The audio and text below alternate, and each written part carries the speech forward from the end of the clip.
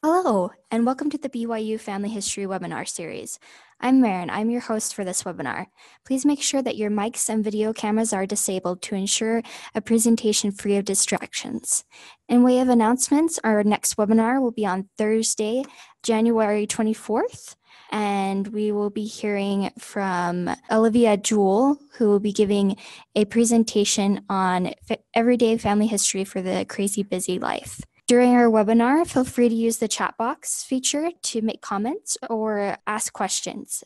If you have any technical difficulties, you can use the chat box or email us at fhl_webinars@byu.edu. All questions will be addressed at the end of the presentation. This webinar will be recorded and posted on our YouTube and our Facebook pages, as well as our website in about a week and a half. For today's webinar, we will be having a presentation about Scandinavian research from Joe Everett. Joe Everett is the Family History, Local History, and Microforms librarian at the Brigham Young University Harold B. Lee Library. He has over 25 years combined experience genealogical field at BYU, the FamilySearch Family History Library, and Ancestry.com. At FamilySearch, Joe was a program manager, providing library patron service support to family history centers. Prior to that, he supervised the International Reference Floor at the Family History Library and also worked for several years as a technical services librarian cataloging Slavic and Germanic records. At Ancestry.com, he worked in content management, putting genealogical databases online. Joe earned a bachelor's degree in family history and Russian from Brigham Young University and a master's in library science from Emporia State University. And if Joe is ready, we'll turn the time over to him. All right. Thank you again, Marin. And it's great for me to have this opportunity to share with you an introduction to Scandinavian family history research. Scandinavia is one of the best places in the world to do research, really. Before we get started and showing you why, I wanted to talk a little bit about what we mean by the term Scandinavia. Oftentimes, Scandinavia is used synonymously with the Northern European countries or Nordic countries. But strictly speaking, it consists of the historic kingdoms of Denmark, Norway, and Sweden. The areas of Iceland, the Faroe Islands, and Finland are sometimes associated with Scandinavia, but are technically not actually part of it. Although Denmark and Norway each ruled Iceland and the Faroe Islands for many years, and also much of Finland was under Swedish control. There's some key differences that set them apart from what we would refer to as Scandinavia. So what makes Scandinavia Scandinavia? They have a shared history. For much of the 1300s to the 1500s, in fact, they were all part of one union known as the Kalmar Union under a single monarch. They have shared culture and also a shared language, dialect. The Scandinavian dialect, which is a subset of the Nordic languages, which is a Northern Germanic language family, are mutually intelligible languages. By comparison, the language spoken in Iceland and Faroe Islands, although also descending from Old Norse, they branched off much earlier and actually resemble more closely Old Norse and are not mutually intelligible with Danish, Norwegian, and Swedish. Finland, on the other hand, is not the language spoken there. The Finnish language is not even a Germanic language. It's a Uralic language, which stems from the Ural Mountains in present-day Russia, and is actually more closely related to Hungarian, Estonian, and languages spoken by indigenous peoples around the Ural Mountains in Russia. So we're going to focus on Denmark, Norway, and Sweden today. Some other similarities between these countries is that each of them has the Lutheran religion as the state religion. And they have similar naming patterns, which we'll get into a little bit more later. They also have similar government structures. Each was a kingdom previously, and today they are unitary parliamentary constitutional monarchies, very similar to the government structure of Great Britain. Because of those similarities, they have similar records and similar research methods, which you will see as we continue. Scandinavian countries have a wealth of available records for research. Most notable are the church records, which include birth, marriage, and death records, in many cases confirmation records, moving in and out records, household examinations in Sweden, and many other records. I'm going to go into each of these in a little more detail, at least the ones on the left. The ones on the right we won't have time for today, but are just an example of the many different types of records that are available to augment research in the church records, censuses, and immigration records. So let's take a look at some of these records, church records to begin with.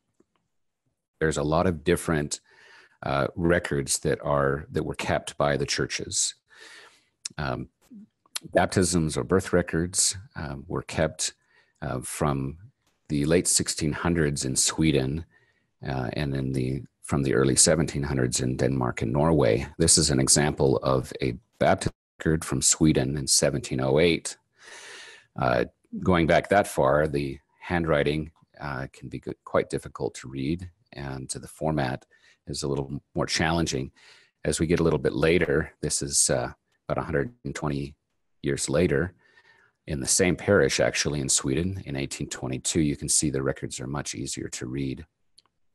Birth records are wonderful. Of course, they contain the name of the child born, their baptism or christening date, and also in many cases their actual birth date, at least the father's name, if not both parents, and sometimes other information. For example, after 1810, it was required in these countries to be vaccinated for smallpox, and sometimes that was noted actually in the baptism records as well. This is an example of a marriage record from Norway in 1843. Really beautiful, nice columns of information. It has the name of the bride and the groom and the name of each of their fathers, their birth date and birthplaces, of course, the date of the marriage and the place for that. This particular record also includes the vaccination information. That can be very useful, as we will talk a little bit more later, as there are many people in the Scandinavian countries who have very similar names. And so the vaccination date and place can provide an additional piece of information that can help you to determine whether two records are truly about the same person. This is an example of a death record from 1826 and 1827 from Denmark. It includes the name of the deceased and the date of their death and their age at death, as well as the burial date and some other information. Confirmation records are records of children when they were about 14 years old or so, who were being confirmed in the Lutheran Church. And these records often give both parents' names, or at least the father's name, the date of birth, the place of birth, and sometimes, as in this case, at least for two of the people on this record, the vaccination date and place as well. One of the really helpful record types that are common in the Scandinavian countries are the moving in and moving out records. I really wish that every country did this. When a person moved into the parish or when they moved out of the parish, there was a record made. In Sweden, this was mandatory to be kept by the parish priest from the late 1600s, 1680s. It was required. It wasn't required for them to keep these records. Unfortunately, some parishes got rid of them until about the mid-1700s, when it became also the law to keep them perpetually, and they were used for statistical purposes. These records are very helpful when a person came from another parish. You can look and see when they moved into the parish and what parish they moved from. And then you can go and look up that parish for more records about that person. A record type that is unique to Sweden and that is extremely valuable, unfortunately not available in Denmark and Norway, are the household examinations. These are also known as clerical surveys, and they're kind of like a census of the parish. The parish priest would record on an annual basis, as was required by law from the late 1600s, each person in the parish, and they would list them in family groups and provide their information about their birth date and place and when they moved into the parish.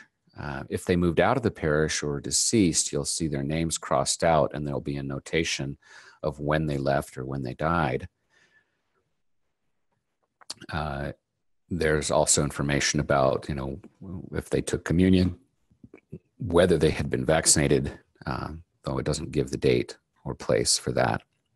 These records are really a great way to start if you're doing Swedish research, because you can find the individual and their family in the household examinations, and from there see when the parents and each of the children were born and where, and then go and find their birth records in their original birth records.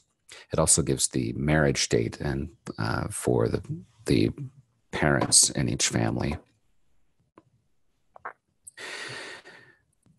The Swedish National Archives has been working on a project to create a nationwide index of the household examinations. And what they've done is basically created a kind of a virtual census of the entire country for 1860 through 1920 by extracting the information from these household examinations and compiling them. They've chosen just the household examinations that are on, at 10-year intervals, so 1860, 1870, 1880, etc. Up until 1930, they didn't do 1930 because 1930 is when Sweden had their first national census, and that is in the process of being digitized and indexed by the National Archives as well. Sometimes the household examinations are confused with the census. The main difference is, although they list very similar information, census is typically a nationwide effort that is conducted by the government, usually either on a single day or in a certain time frame, and they send out census takers to go and register all the people in the country. Whereas these household examinations were done parish by parish by the individual priest. They may have been done at different times during the year. And so strictly speaking, they're not a census, even though when brought all together into a nationwide database with digital images and index, they're virtually as just as useful as an actual census. Speaking of censuses, before long, you'll have the 1930 census in Sweden to research, and that'll be a really great resource once that is completed.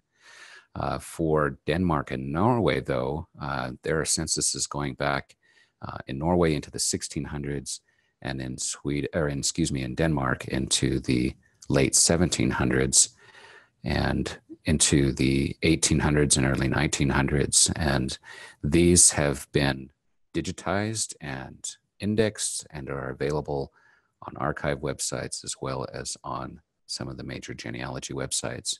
Here is an example of a Danish census from 1870. Happens to be my wife's ancestors' family here on this page. The census gives the names of the individuals in the family, usually listing the father first, followed by the mother, and then the children in age order, giving their ages, and also giving their place of birth. Another very useful resource in Scandinavian countries are immigration records, including passenger lists. Here's an example from Norway from 1882. You may be used to looking for passenger lists of arrivals into the United States or into Canada in ports like New York or Philadelphia, Boston, etc. The advantage of these records is that this is as the immigrants were embarking from the port of immigration in their home countries. And so you can find your ancestor on both ends, getting onto the ship and then getting off of the ship in North America.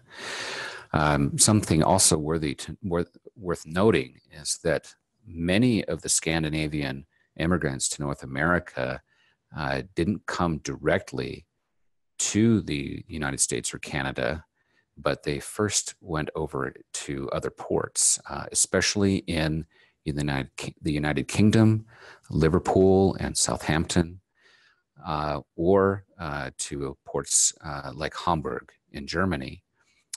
There are available outward passenger lists from Great Britain, as well as the Hamburg passenger lists in Germany.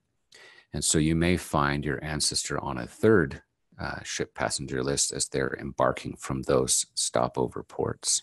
Now, another record type to let you know about that is unique to Norway is and I'm going to slaughter the pronunciation of this, but the Bygdebøker. These are compiled histories and genealogies for particular towns, or they may be for a particular farm or village or town, or maybe for a larger region of Norway. And these books are compiled by genealogists who've meticulously gone through, and they have reconstructed, using the original church records, information about the families that were living in that place.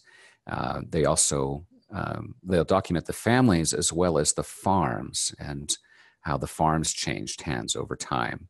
And they usually include kind of a general history of that locality, as well as some other topical information, such as information about the geography and the climate and the economy of that area. These continue to be compiled and published today. And if you are researching in Norway, it's really worthwhile to try and locate whether one of these exists for your place where your ancestors came from, because it can save you a lot of time. Now, one warning is that they're in Norwegian and they don't really exist in translation. So you'll want to have a Norwegian dictionary handy to be able to navigate them or get some help from someone who speaks the language. All right, I'm going to talk about accessing these records online primarily, with the exception of the Bygdebøker, those also known as family and farm books in Norway, which are generally not online, but may be found and available for sale online, or at a library. The Family History Library in Salt Lake City, for example, has a lot of these online, or excuse me, a lot of these in their library. They're not online because generally they're still under copyright, with some exceptions. But besides those, most of the records we've talked about can be found online. We're going to talk about three different types of websites: National Archive websites for the respective countries, the major genealogical websites, FamilySearch, Ancestry, and MyHeritage, and then a few other notable sites for research in Scandinavia. So let's start with the National Archive websites. In Denmark, the Rigsarkivet, which is the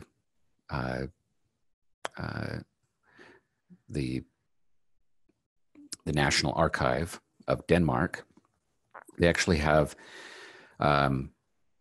created kind of subsites to their site that are really dedicated for people who are researching their family history or that are researching population. One of those sites is Archivalia Online. This is where you can see digital images of original documents.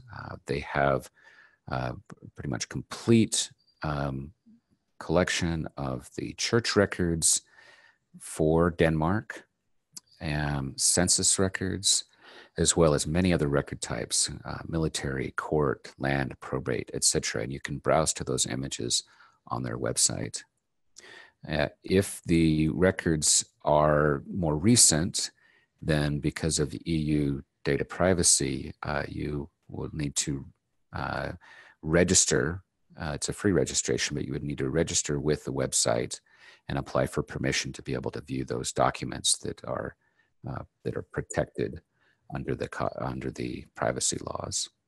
And that is true for the other archive websites as well. The other major database in Denmark that is created by the National Archives is the Dansk Demografisk database. This is, so whereas the other site, Archivalia Online, has the images, this site has the indexes.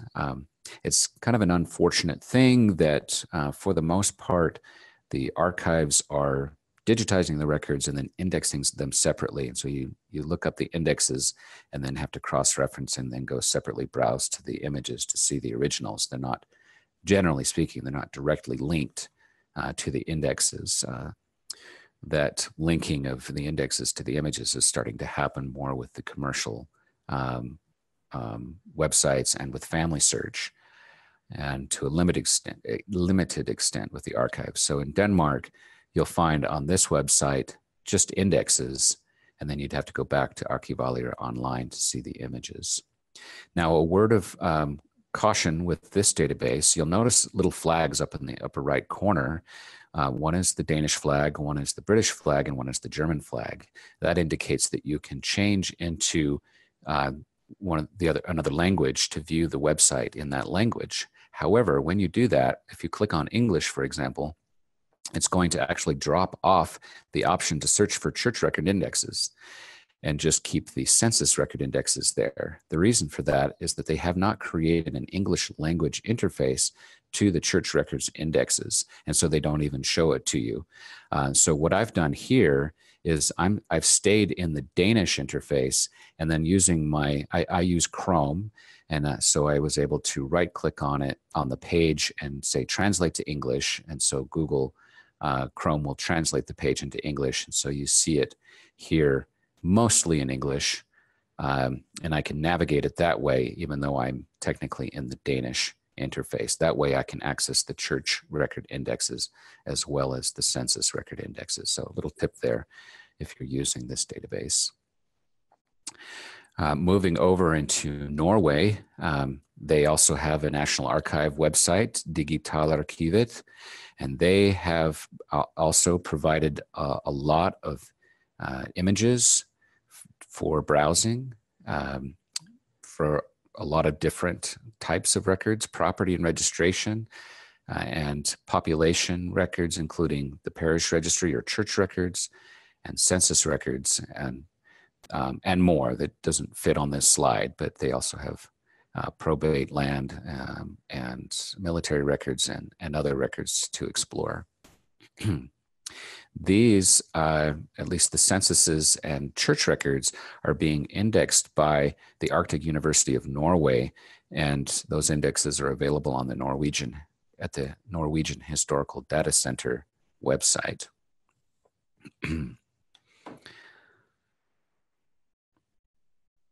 In Sweden, there's the Riksarkivet, and just like the other ones, they provide the opportunity to browse to view images for church records, census records, and many other different record types. Some of these include indexes, and you can click on the person tab and do a person search, or you can go on the left-hand column under where it says image ID, you'll see it says person. And if I were to scroll down there, it would allow me to be able to do a search for a personal name. The indexes are not complete, and so it will only be searching a portion of the records that are indexed so far. They've been working on, as I mentioned previously, creating a master database of the household examinations, and they've completed the digitization of the images and much of the indexing for the years 1860 through 1920, every 10 years for those household examinations. And they've also begun indexing the 1930 census, and that's available to search, the portion that's indexed so far from this website.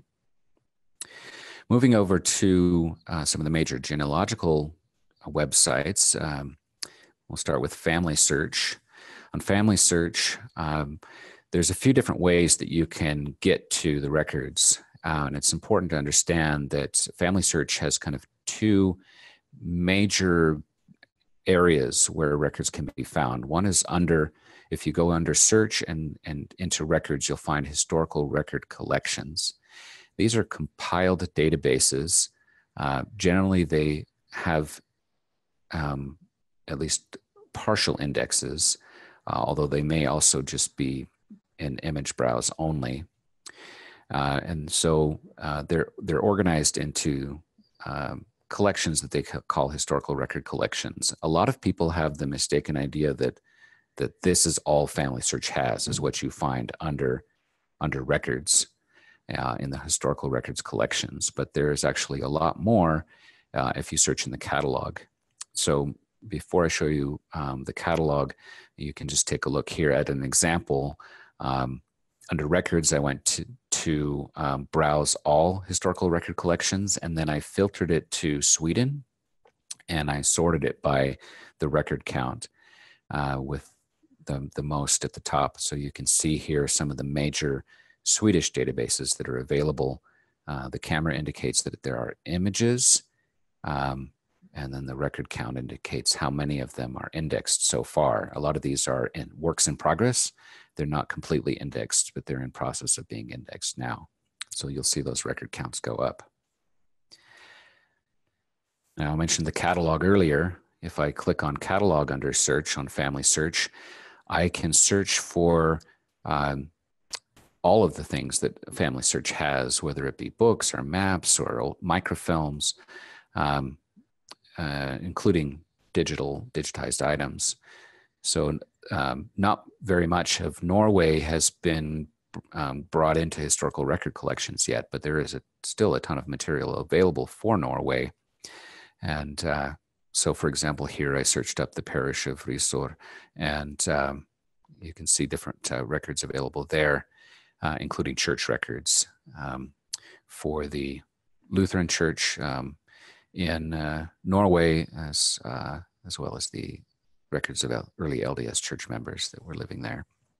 From there, I can click and get the microfilm number and also see whether that microfilm has been digitized. Moving on to Ancestry.com. Ancestry has the most for Sweden. Ancestry some years ago purchased a Swedish company, genealogy company known as Genline, and they incorporated their databases into the Ancestry.com website. Those include a fairly comprehensive collection of church records from Sweden. It's not fully indexed, but you can browse to the images. There's a significant number of baptism records that have been indexed in that. And also there are a number of emigration databases that they contracted with Emibas to host also on Ancestry's website. There really isn't very much to speak of on Ancestry for Norway or Denmark. They do have some databases, but they're actually the same databases that you can find for free on FamilySearch, and that were obtained through their partnership with FamilySearch. MyHeritage has also partnered with FamilySearch. They've partnered with them to begin indexing records from a number of different countries, including Denmark and Sweden. Here you can see some examples of Danish collections that are available on MyHeritage, including 48 million Danish church records from 1576 to 1919. So if you have Danish ancestors, you may want to check this database out. You can also access it, though, on FamilySearch because of the partnership. They're available there as well. The Danish censuses also are available with digital images and indexes on this site, as well as FamilySearch. All right, I'm actually, before I talk about this, I'm going to just flip over real quick to the internet, if I can do so. Is that, actually that's not going to work because I'm sharing this. Let's see if I can do this. Bear with me for just a moment. Okay. I wanted to just show you two other websites. Archiv Digital is one of them. This is a commercial Swedish genealogy website. What this website offers is, and this is a subscription based site, so you have to pay to access it. It is available in FamilySearch Family History Centers, though, for free, and there are some libraries, including the BYU Family History Library, that have a subscription to it, and it's available to search here. Archiv Digital has embarked on a rather ambitious project to rescan the Swedish church records and various other historical documents. The reason why they're rescanning them is that they're not satisfied with the quality of the images that are available generally on the National Archive website, on FamilySearch, on MyHeritage, and etc. Because those images are grayscale images that were taken from the microfilms. And so they're not from the original records. So what Archiv Digital is doing is going back to the originals and scanning them in full color. And so you may find it worthwhile to either get to a family history center where you can view these, or subscribe, especially if you happen to be working in a parish where the records are very difficult to read. You may find them much easier to read using the Archiv Digital images. By and large, these are just image databases for browsing and not including indexes. So you would look them up on an index elsewhere, and then you could go to Archiv Digital and browse to find that image that you found in the, referenced in the index. All right, one other website I want to show you is Emiweb. Emi standing for emigration. This website is also a subscription-based site, and it is primarily for Swedish emigration records. If I click on Archives and EmiWeb, then I can see a list of the different collections that they have. They include various indexes of immigrant records and passenger lists from Sweden, as well as to some extent from Norway and Denmark and beyond, Finland, other parts of Scandinavia, and North American arrival records for Scandinavian immigrants. Many of these collections, though, are available on other sites. EmiWeb has, it's formerly known as EmiBOS, by the way, had an agreement with Ancestry to put some of their Swedish emigration records onto the Ancestry website as well. All right, moving back to our main presentation. Now, you may be looking at all these wonderful records, which include just about everyone living in these three countries from the late 1600s or early 1700s on up until the privacy laws come into effect. And their wide availability as digital images on archive websites and genealogy websites, you may be thinking, oh boy, I'm ready to jump in and start researching my Scandinavian ancestors. But it's very, very important to remember, and this is really true of researching almost anywhere when you are dealing with research of immigrant ancestors. You need to do your homework in the United States or in Canada, you know, where those immigrants came to, or as the case may be, to the United Kingdom or other parts of the world where they may have come. You need to learn as much as you can about the ancestor before you try to find them in Scandinavian records. And I'll talk in a moment a little bit more about why.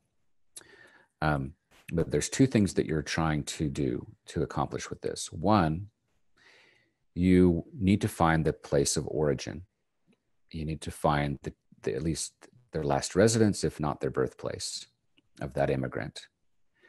The second thing that you're trying to find is just context about that family, to discover as much as you can about them, because the more context you have about that person and about their family, the more likely you will be to recognize them in the original records in their home country, their country of origin. These are some examples of the kinds of records that you'll want to search in the country where they immigrated to. Family records are very important, so talk to family members, look through those attics and basement boxes and for information about those families. Censuses, incoming passenger lists, marriage and death records, naturalization records, in some cases passport applications, military draft registrations, and social security records in the United States are all sources that can help provide clues or in some cases even direct answers to the questions about where the ancestor came from and when they were born. Now, why is that so important? Well, patronymics, I think, is the biggest reason why. What are patronymics? Patronymics are a naming pattern that is common through Scandinavia historically. This is a pattern by which the child takes the name of their father as their surname. So, for example, if a person was named Niels Peterson, that tells us that his father was named Peter. His first name was Peter. And then that his father would not be named surnamed Peterson, but he would take the name of his father in turn. And daughters have daughter after their names, the name of their father. So, for example, the son of Niels Peterson, the daughter of Niels Peterson would be, if her name was Sophie, then she would be Sophie Niels' daughter. On the left, you can see a typical pattern. You have a father, Niels Peterson, and then his son was named Martin, and he becomes Martin Nielsen. His son, Peter, would be Peter Martinson, whose son, Martin, would be Martin Peterson, and then Waldemar, oh, and that's a typo. That should be Waldemar Martinson. So that's the typical pattern, and that's very common throughout Denmark, Sweden, and Norway. Now, you can also find other scenarios, such as the one on the right. This is an actual scenario from my wife's ancestry. Here we have Niels Peter Mar's son named Martin Mar, not Martin Nielsen. And then his son was Peter Martinson Mar, and then his son Martin Martinson, and his son Walter Slengerup. Now you may be looking at this going, wait, what is going on here? Evidently, this Mar name, it might have been, it had some prestige for the family. Most likely it was associated with the farm that the family had owned, and so they took that name and carried it down. During the 1800s, starting in the early 1800s, Denmark was in the process of adopting surnames that were to perpetuate from generation to generation. But they were kind of inconsistent about it, as you can see. The laws were not, very tightly enforced, and it was a little unclear exactly how they were to be applied. And so you had people adopting names in a somewhat haphazard way, and so they were neither following a typical, Western pattern of keeping the same surname, nor the typical Scandinavian pattern of strict patronymics, but kind of a mix of that. Now, Walter Slengerup, you may be wondering, well, where does that come from? That was the immigrant ancestor. Walter did not like his father. His father, actually, Martin Martinson, was a really bad guy, unfortunately. And so Walter didn't not want to take his surname. So he took the name Slengerup, which actually is where his great grandfather was from. It's a town to the northwest of Copenhagen. So why is this all important to understand? Names can be all over the place. You can't just say, oh, my Danish ancestors were Jensens, so I'm going to go to Denmark and look for the Jensens, because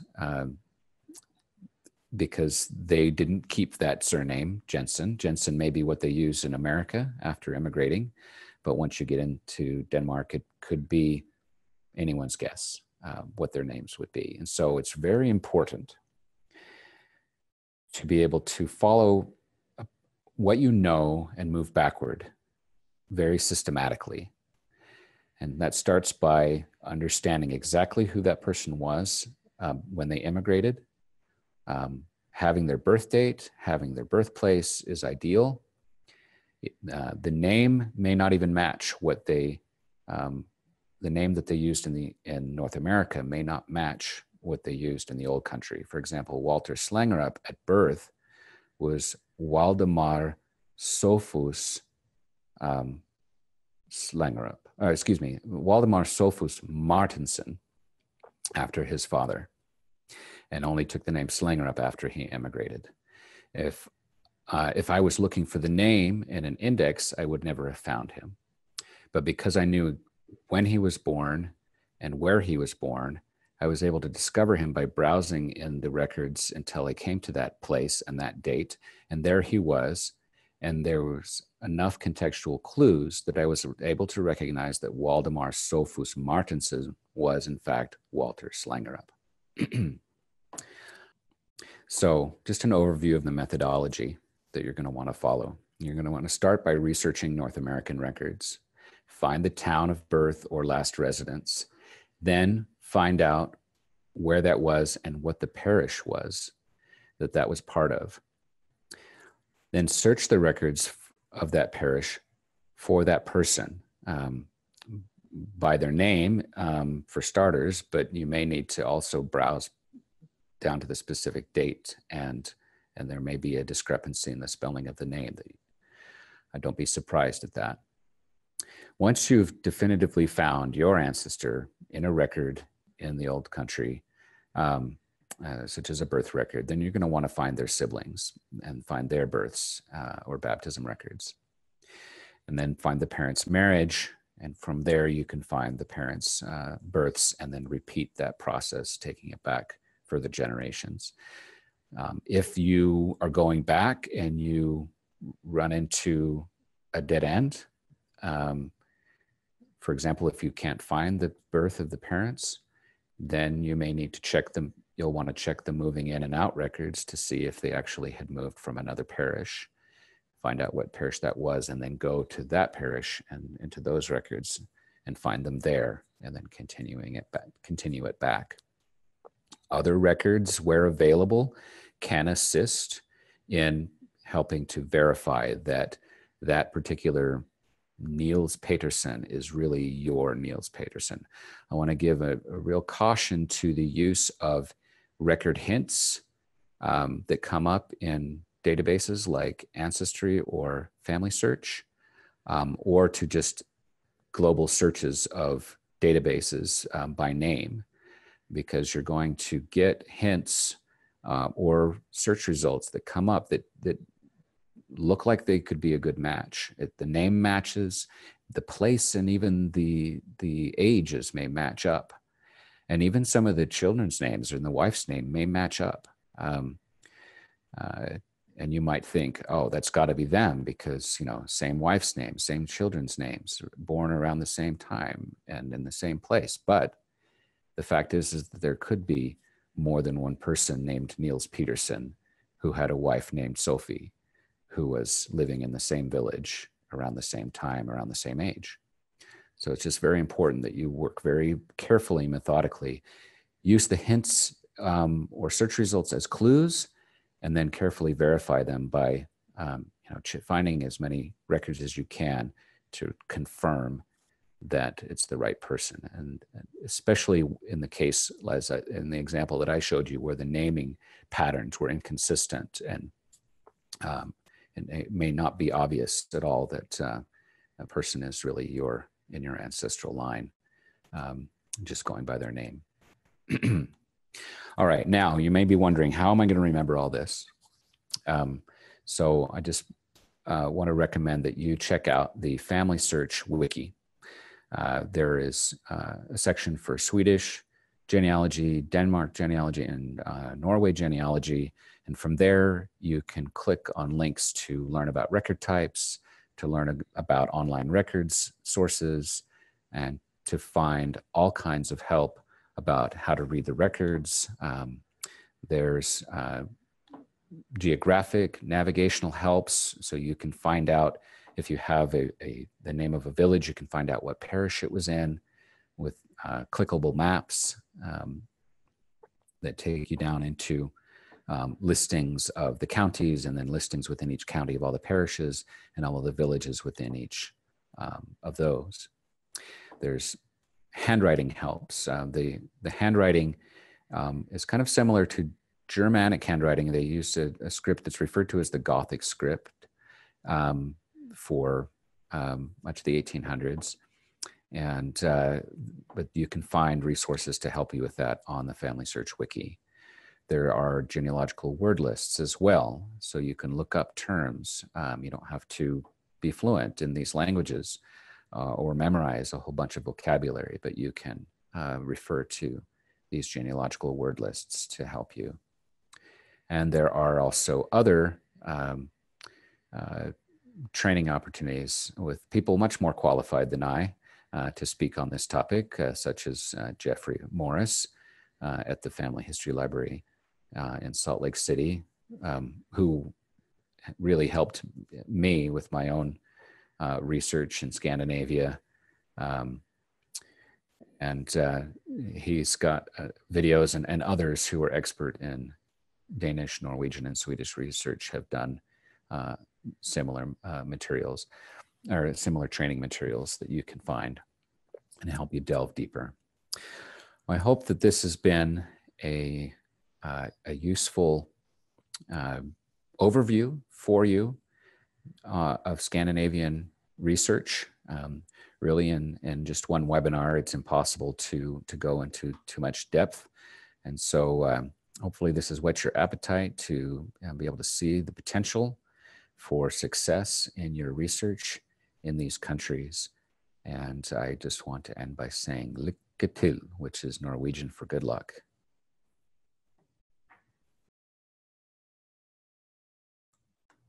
Thank you so much, Joe, for that presentation. The time is now open to ask questions. You can use the chat box to ask your questions or leave comments, and I will read those out, and Joe will answer those. So it looks like Janet Brown asked if there are any handouts. I don't have a handout ready at the moment, but I'm going to be preparing one that we will add.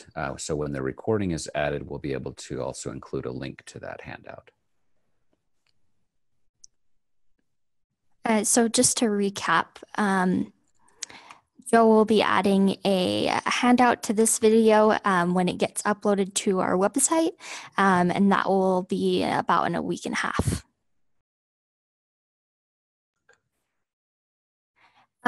It looks like we have another question. Just a comment. Someone commented, record-wise, Finland's records are similar to Sweden since they are ruled by Sweden for a large part of the time since written records came to be. Most I have seen are even in Sweden. Thank you for that comment. And it looks like we have another question from Curtis Clayton. He asks, what is the name I look for to find the Swedish national indexes? All right. I first wanted to comment on the earlier comment that yes, indeed, the records of Finland are often, the researching in Finland can be very similar to researching in Sweden because it was ruled by Sweden for so long. The same is true actually for researching in Iceland and in the Faroe Islands, which were ruled in turn by Norway and Denmark for much of their history. And so their records are also similar. The languages diverge more in those countries, but the record types are similar. So learning about Danish, Norwegian, and Swedish records can really serve as a foundation for research in the other Nordic countries. So then back to the question. The question was, where do I look for the Swedish national indexes? And it really depends on what exactly you're looking for. If you're looking for church records and indexes to church records, Ancestry.com has a major database of Swedish church records, which includes indexes and images. It's not fully indexed for the entire country yet there, but there are over 35 million names indexed in it so far. So that's one place to check for church records for Sweden. Another place is on FamilySearch, where they've created a number of Swedish church record databases for each of the counties, and they're in the process of being indexed. You can browse to all the images on FamilySearch, and then you can search for names, although the indexes are not yet complete, so you may not be able to find everyone that you might be looking for if they happen to not be indexed yet. By the way, I want to put in a plug for indexing. You can volunteer to index on FamilySearch. Go to FamilySearch.org and click on indexing, and you can choose a Swedish or Danish or Norwegian project to help index and make these records more easy to access. just to complete the answers to that question, another place to look for, if say you're looking for census records or census type records, the household examinations have been brought together for Sweden, as I mentioned earlier, from 1860 to 1920, and they're referring to them on their website as a census. This is the Swedish National Archives website, which is, you can look that up under just by searching Swedish National Archives, or you can look it up by the name Riksarkivet, which is RIKSARKIVET.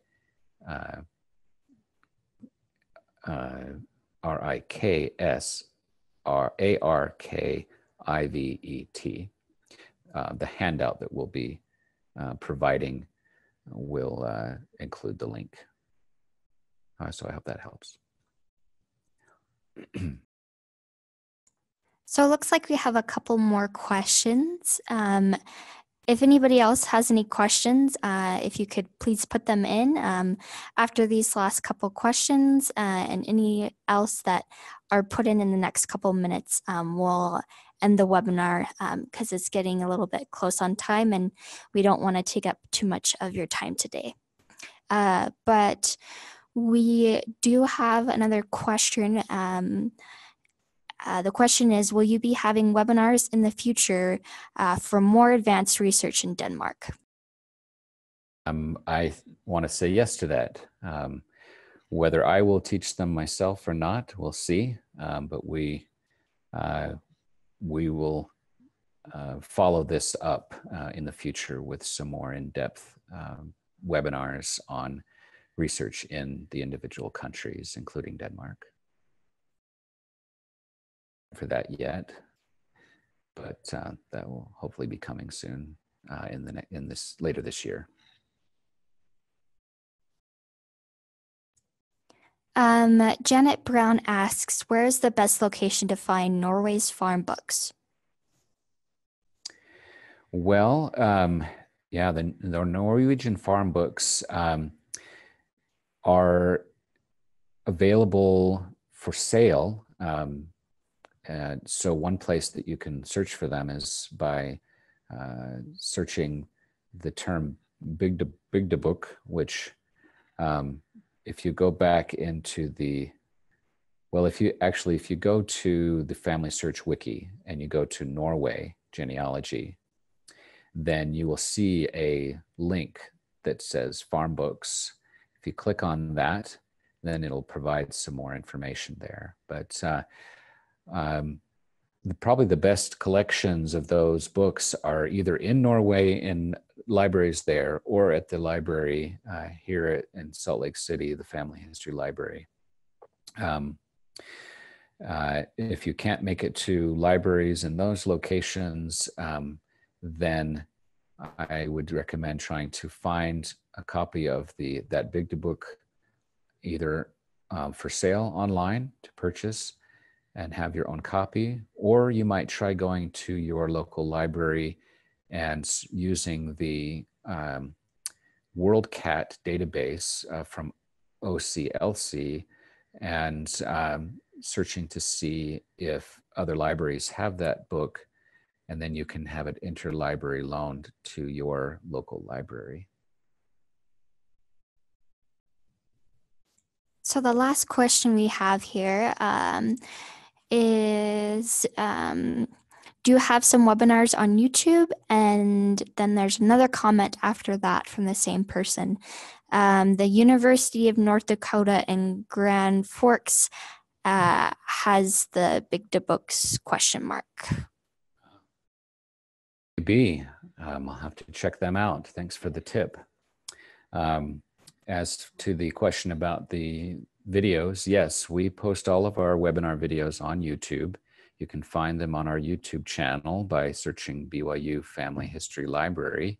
You can also go to our website, the BYU Family History Library website, and find links to all of our past webinars there. And this one is being recorded and will be also posted to our website and viewable on YouTube. All right. Thank you so much, everyone, for your participation and comments. As Joe said before, we will be posting this recording of this webinar to our website and our YouTube page. And if you want to access any other webinars on Scandinavian research, you're welcome to check out our website and search for those. Our next webinar will be on the 24th at 3 p.m. Mountain Time, and that will be with Olivia Jewell. She's giving a presentation on everyday family history for the crazy busy life. So if you could join us then, that would be great. Any updates about webinars are posted on our Facebook page, our YouTube page, and our Twitter. So if you'd like the most recent updates for the BYU Family History Library, you're welcome to follow us there. If you have any questions, comments, or suggestions, please email us at fhl_webinars@byu.edu. Thank you so much, and we hope that you have a wonderful weekend.